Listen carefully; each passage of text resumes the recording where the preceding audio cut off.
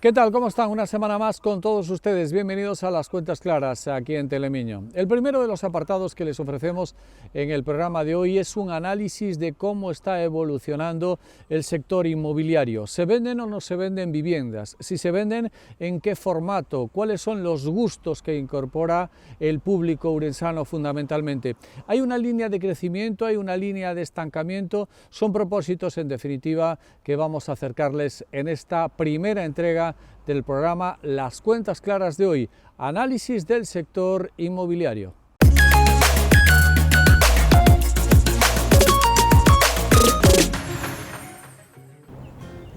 La venta de viviendas está rebotando después del bache de la primavera y las consecuencias de la pandemia.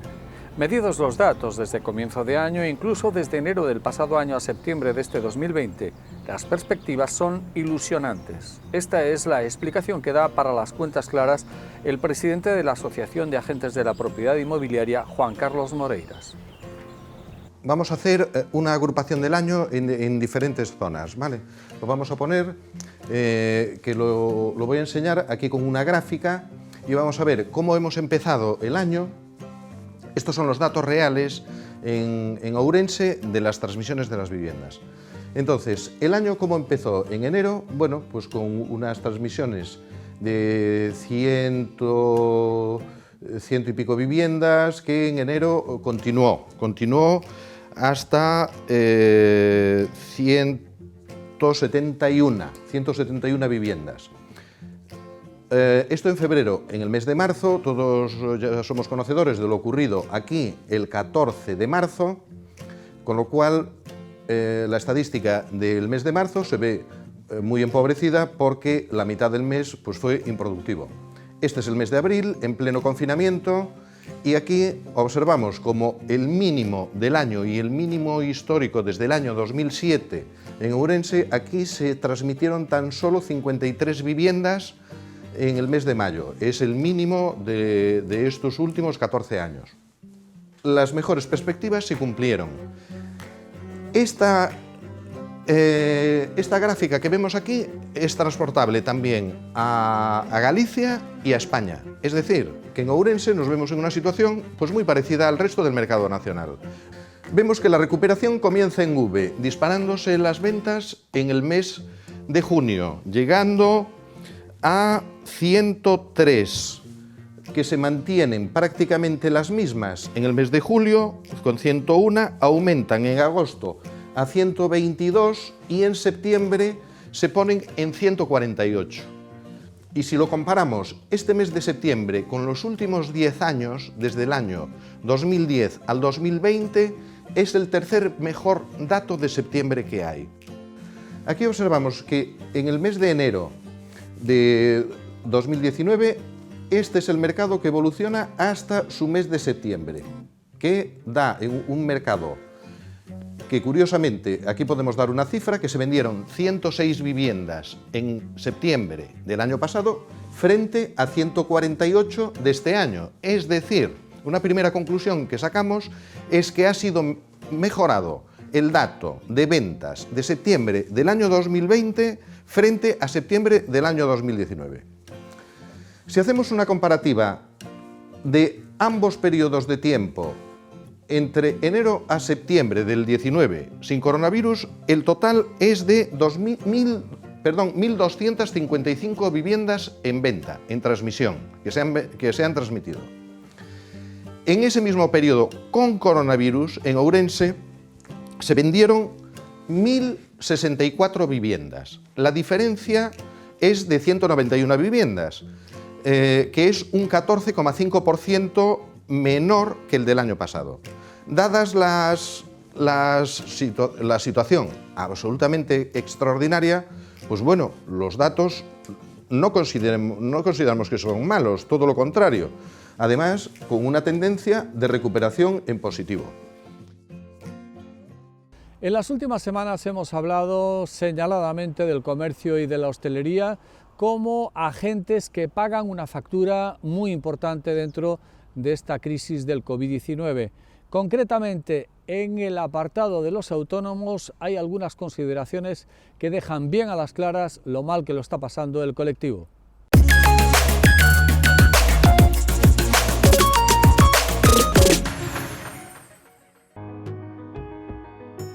Hablar del colectivo de autónomos, sobre todo en comercio y hostelería, es hablar de resistencia, pero también de situaciones límite. La pandemia está poniendo contra las cuerdas a un millar de negocios, según los cálculos que hace el sector. David Martínez, presidente de los empresarios autónomos de Ourense, analiza las consecuencias de las limitaciones a la actividad que se acaban de dictar. Bueno, pues con las nuevas restricciones que hemos tenido, los efectos van a ser de 1.000 establecimientos cerrados en Ourense, 1.500 en la provincia.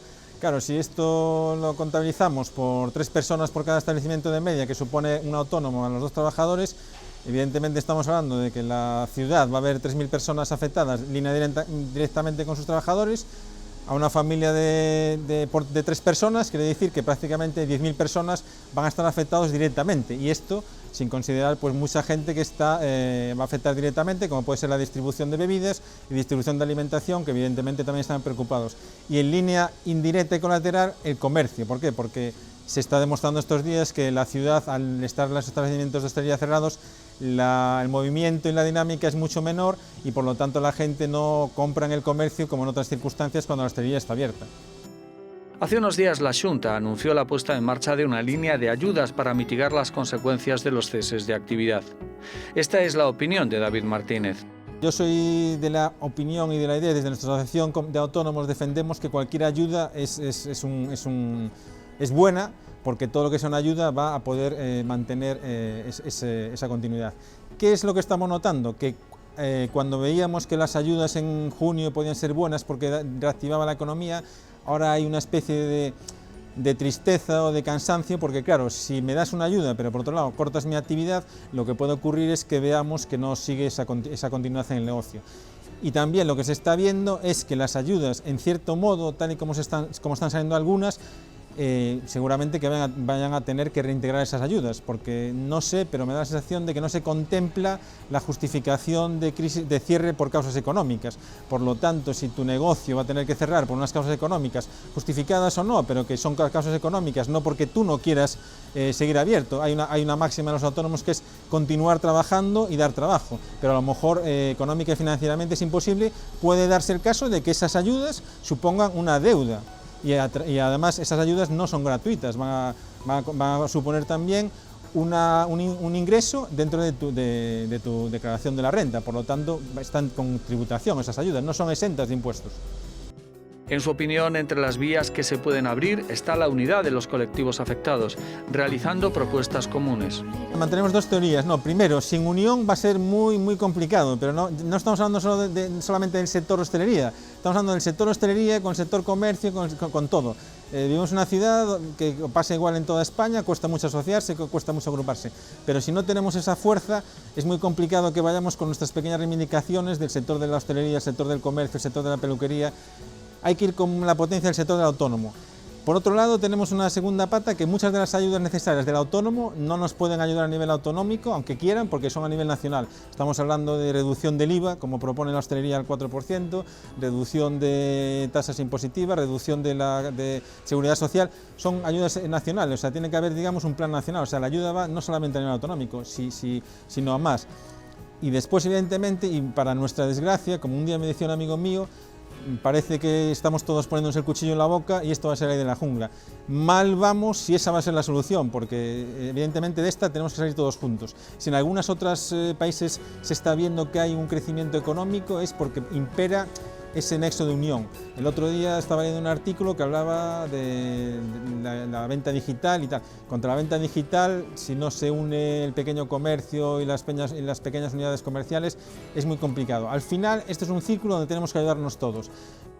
Con diciembre a la vuelta de la esquina, todos los comerciantes y hosteleros piensan en cómo será la campaña navideña. Hay sectores que nos están transmitiendo a la Asociación de Autónomos que lo ven complicado porque, claro, si ahora hasta principios de diciembre la hostelería y el movimiento de la ciudad está cerrado, a lo mejor esas compras de Navidad, bueno, siempre va a haber un impulso evidente, pero van a ser más reducidas que en años anteriores. Sin embargo, pese a indicar que la unidad es clave, David Martínez también cuestiona el carácter individualista que disgrega la unidad de acción. Todos queremos aunar el hombro y hacer fuertes, pero tenemos diferentes criterios. Entonces habría que hacer, digamos, como vulgarmente se dice, una tormenta de ideas y decir, oye, a ver, tú qué aportas, tú qué aportas y tú qué aportas. Y luego, evidentemente, hay una cosa que yo considero vital, que para salvar el tema económico hay que prescindirse de cualquier tipo de concepto de ideología o de lo que sea, es un tema monetario, entonces habrá que ir al tema económico. ¿Es complicado unirse? Sí, y luego estamos en un país que históricamente nos ha costado mucho el asociacionismo, entonces yo creo que ahí tenemos un problema grande. Nosotros a nivel de autónomos considerar que somos 3,5 millones, de esos 3,5 millones, 2,2 millones somos autónomos individuales, parece muy extraño a veces decir, jolín, tenemos un fuerte potencial. Evidentemente, si no hay una asociación y no hay un frente común, es muy complicado. Eso al final lo que nos genera son desventajas y desuniones. ¿Por qué? Porque hay dos cosas bien diferenciadas. Uno está el concepto autónomo, que nos implica a todos, cuotas a la seguridad social, IBI, IVA, impuestos sobre nuestras actividades, y luego por otro lado está las reivindicaciones de cada colectivo, que parece que a veces priman sobre el grueso, que es nuestro tipo de laboral, que es el autónomo. Entonces habría que a lo mejor apoyar más la unidad en el autónomo, y luego evidentemente reivindicar todas las reivindicaciones sectoriales que son diferentes, pero hay un nexo conjunto que es el autónomo, que yo creo que ahí sí que había que haber un poco más de unión. En cualquier otro año, llegada esta fecha, estaríamos hablando de empleo, siquiera empleo estacional, como consecuencia de la demanda del comercio que permite al menos incorporar efectivos a este sector, aunque solo sea para la campaña navideña. Nada de eso se está ocurriendo en este año, pero también, y por la parte positiva, estamos viendo que la industria manufacturera está siendo capaz de absorber un contingente de empleo muy importante. El escenario sociolaboral ofrece al menos dos caras. El empleo industrial resiste, pero la contratación asociada al sector servicios cae en picado. O lo que es lo mismo, la industria manufacturera, sobre todo el automóvil, se mantiene, pero el consumo navideño no presagia buenas noticias. Así está la situación según Antonio Villaverde, representante de ADER Trabajo Temporal en Ourense. Bueno, el diagnóstico a mes de noviembre es que la actividad económica volvió a los niveles de principios del año, iba a ser un año bueno para el empleo, tuvo el parón del mes y medio, en donde los trabajadores se fueron al ERTE, la mayor parte, o a finalizaciones de contrato, en donde estuvieran cubiertos con las prestaciones, y volvimos a recuperar actividad en mayo y junio a los mismos niveles en los que estábamos a principio de año. La pizarra ha vuelto a pleno empleo y el sector de la industria de la automoción ha recuperado tono. Esa es otra de las vertientes positivas. Datos de la pizarra, el 100% de los trabajadores se incorporaron otra vez a las industrias, igual que la empresa auxiliar de automoción, en donde pues, el empleo se activó una vez que las empresas volvieron a abrir. Esta provincia sigue la PSA, tractor, y salvo alguna empresa que se ha quedado fuera de algún programa de PSA, pues el gran fabricante que engloba muchas marcas, sabemos que han ido haciendo adquisiciones, Opel, en distintas compañías importantes, PSA lidera pues, todo ese clúster de la automoción. Los modelos de Peugeot 2008 y las furgonetas están tirando, entonces la previsión es que 2020 iba a ser un año muy bueno para el empleo. Hoy estamos en un punto de equilibrio y posiblemente se pueda, a pesar de esa incertidumbre, las empresas han vuelto a contratar el empleo, los trabajadores que había a principio de año para cubrir esa demanda, pero claro, no cabe duda que las ventas tienen que activarse. Por el lado contrario, el consumo en comercio y hostelería cae en picado, con las consecuencias que eso supone para el empleo temporal vinculado a la Navidad. El sector servicios está totalmente parado, el comercio está cerrado, el sector hostelería y hotelero, el sector transporte de viajeros, tanto por carretera como por aéreo, pues en fin, está totalmente paralizado, con lo cual la demanda del consumo se retrae y la demanda de trabajadores pues es prácticamente inexistente. Para el año que viene las perspectivas serán positivas en función de la evolución sanitaria, dice Antonio Villaverde. La preocupación hoy de la población dentro de esta situación social complicada es la situación sanitaria derivada del COVID, la situación de la crisis económica, porque estamos en medio de una crisis económica. No hemos vuelto a las tasas de paro de los años 2010, 2012, en 2016 se frenó ese pico de población desempleada, pero bueno, hemos vuelto a incrementar 2 puntos con respecto a 2019, datos de septiembre en Ourense. Entendemos que si la vacuna y la situación sanitaria pues se normaliza, pues me imagino que con el esfuerzo de los empresarios que ya lo han demostrado abriendo otra vez la puerta al empleo, nosotros podemos decir que tenemos el 100% de la actividad que teníamos al principio de año. O sea, eso quiere decir que las empresas volvieron con un fuerte componente social, de concienciación, a activar contratos que realmente quizás, si miramos solamente los números, la cuenta de resultados, pues no se hubieran activado. Mientras, en ese escenario, estas son las sensaciones que transmiten las empresas a la hora de contratar.